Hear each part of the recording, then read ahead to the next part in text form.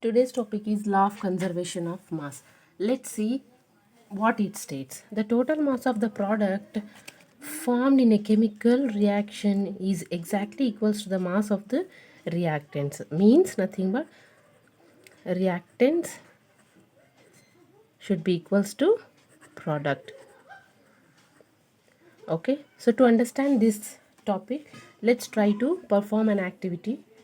Okay, first we need to prepare two solutions, that is sodium sulfate and barium chloride solution.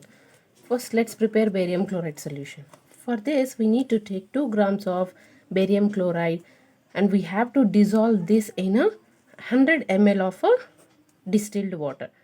So after doing this, we'll get a solution of a barium chloride. In the same way, we have to prepare a solution of sodium sulfate. For this also we need to take 2 grams of sodium sulfate, need to take 100 ml of distilled water in a conical flask and dissolve it. Now we'll get a solution of sodium sulfate. So what we have proved from this is the weight of the flask and condenser before chemical reaction must be equals to the after chemical reaction. Okay, let's see.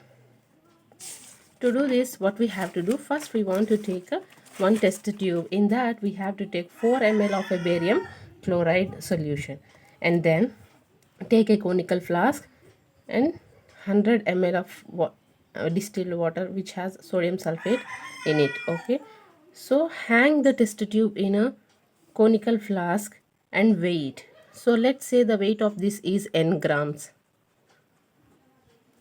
After, slowly tilt the test tube and swivel the conical flask. Then the mixture will mix it up each other, mix it. Then again we have to weigh this. So here if you observe, this is before chemical reaction, this is after. So here a chemical reaction takes place. If we weigh these two, then we'll get the same equal amount of, that is equal grams of solution. So here, though the chemical reaction takes place, there is no change in there is no new substance, new substance formed in a new substance obviously formed, but there is no change in the mass of the substance. Okay, so finally what we can say, this law states that matter neither created nor destroyed and the mass of the product is equal to the mass of the reactants. Okay, so though there is a chemical reaction takes place. If we see the chemical equation of this reaction, we have added a barium chloride to the sodium sulfate, sorry. So then the chemical reaction takes place and it forms barium sulfate and sodium chloride, which is called as common salt. Okay, so barium sulfate is a precipitate here, means which is left here. So this is a white precipitate. Okay, this is white precipitate formed here. It is insoluble in water and the sodium chloride remains in the water, in a distilled water, which dissolves in water. So that's why we can't see the sodium chloride here.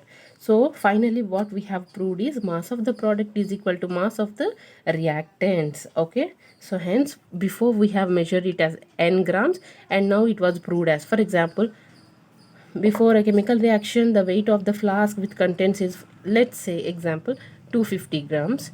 After a chemical reaction obviously it is approximately equals to the 250 grams. So though chemical reaction takes place, there is no change in the mass. Okay, this is the law of conservation of mass.